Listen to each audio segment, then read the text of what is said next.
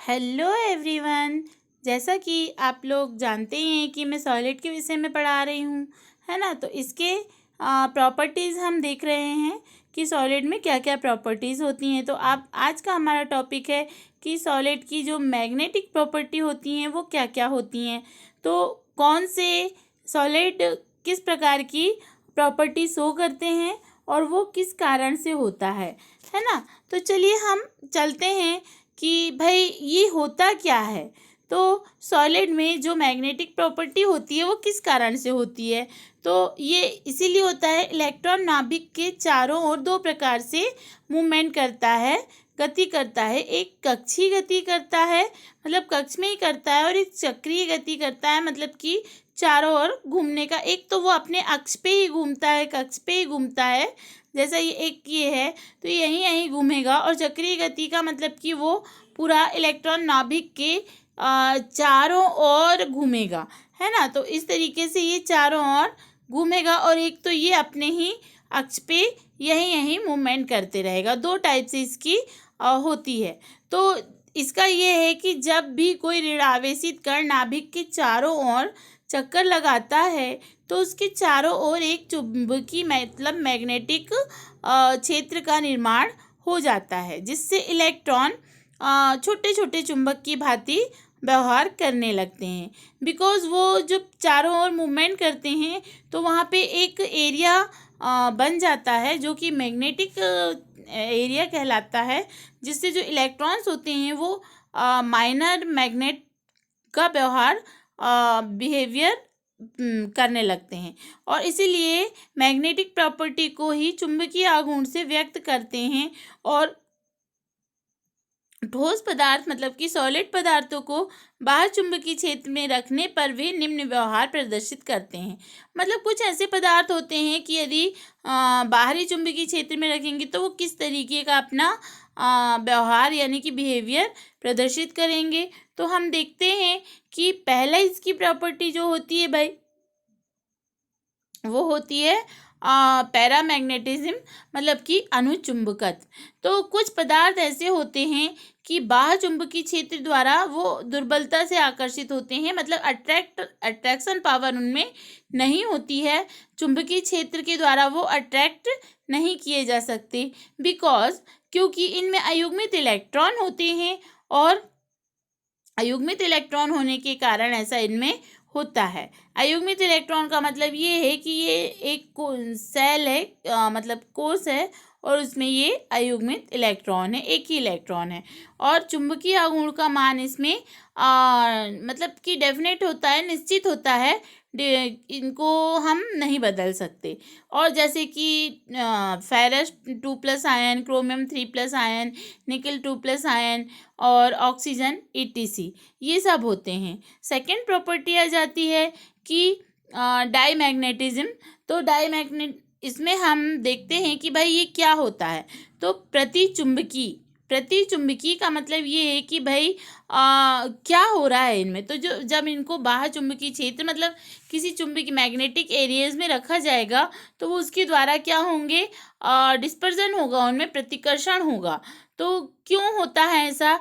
क्योंकि इनमें सभी इलेक्ट्रॉन जो होते हैं वो युग्मित होते हैं, अर्थात इस तरह से इनमें सभी इलेक्ट्रॉन्स जो होंगे वो पेयर्स में होंगे। मतलब इस तरह से इनमें सभी इलेक्ट्रॉन इन पदार्थों में पेयर में होंगे।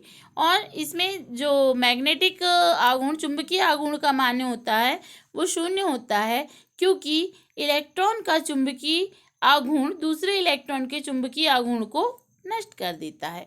क्योंकि एक इलेक्ट्रॉन का जो चुंबकीय आघूर्ण होता है वो दूसरे इलेक्ट्रॉन के चुंबकीय आघूर्ण को मतलब नष्ट कर देता है, और इनके स्पिन का जो डायरेक्शन होता है वो ऐसा विपरीत होने के, अपोजिट होने के कारण होता है। एग्जाम्पल हम ले लेते हैं। तो एग्जाम्पल है NaCl, C6H6 मतलब बेंजीन, और जेल ETC। चलिए आगे हम बढ़ते हैं कि भाई एक और होता है फेरोमैग्नेटिज्म। तो ये होता है लोह चुंबकत्व। कुछ पदार्थ ऐसे होते हैं जो कि बाहरी चुंबकीय क्षेत्र में रखने पर, पहला हमने देखा था कि वो भाई अट्रैक्ट नहीं होते, दूसरा ये होता था कि वो डिस्पर्जन होता है उनमें, वो मतलब कि रिपल्सन होता है उनमें, वो अट्रैक्ट नहीं होते हैं और प्रतिकर्षित होती हैं। लेकिन यहाँ पे वो प्रॉपर्टी नहीं आ रही है। यहाँ पे जो प्रॉपर्टी आ रही है कि वे पदार्थ जो चुंबकीय क्षेत्र द्वारा बहुत ही हार्डली, प्रबलता से अट्रैक्ट किए जाते हैं और चुंबकीय क्षेत्र हटा लेने के पश्चात स्वयं चुंबक की भांति, मैग्नेट की भांति व्यवहार, मतलब चुंबकीय क्षेत्र से हटा भी लिया जाए तो वो स्वयं मैग्नेट की भांति, मतलब उसकी तरह व्यवहार प्रदर्शित करते हैं, बिहेवियर करते हैं। तो इन्हें हम लोह चुंबक पदार्थ कहते हैं। लोह चुंबकीय पदार्थ में क्या होता है, जो मेटल्स आयन होते हैं छोटे छोटे खंडों में और ग्रुप में रहते हैं, इन्हें क्या कहा जाता है, डोमेन कहा जाता है। और बाहर चुंबकीय क्षेत्र की अनुपस्थिति में ये डोमेन अव्यवस्थित हो जाते हैं, मतलब जो इनकी अवस्था निश्चित व्यवस्थित होती है वो थोड़ी सी डिफेक्ट आ जाता है उनमें, तो इसीलिए अव्यवस्थित, ये डोमेन अव्यवस्थित रहते हैं। परंतु चुंबकीय क्षेत्र की उपस्थिति में सभी डोमेन जो होते हैं, मतलब कि जो छोटे छोटे खंड जो होते हैं वो व्यवस्थित हो जाते हैं, एक सीरियल में आ जाते हैं और चुंबकीय क्षेत्र हटा लेने के पश्चात भी ये व्यवस्था वहाँ पे, वो जो पोजीशन है उनकी वो बनी रहती है, जिससे लोह चुंबकीय पदार्थों से एक स्थायी चुंबक बन जाती है, मतलब एक परमानेंट चुंबक बन जाती है, मैग्नेट बन जाती है, और इसीलिए इसे लोह चुंबकीय पदार्थ कहा जाता है। जैसे कि आयरन हुआ, कोबाल्ट हुआ, निकिल हुआ, क्रोमियम ऑक्साइड हुआ आदि। तो आज के लिए मेरे प्यारे दोस्तों इतना ही काफ़ी है ना। आगे हम चलेंगे और आगे न्यू लेसन से हम स्टार्ट करेंगे, और यदि इस टॉपिक में आपको कुछ और भी ऐसा लगता है कि हमें पढ़ना चाहिए तो प्लीज़ मुझे बताइएगा कि इस टॉपिक में क्या रह गया है, तो मैं बिल्कुल आपको एक्सप्लेन करूँगी।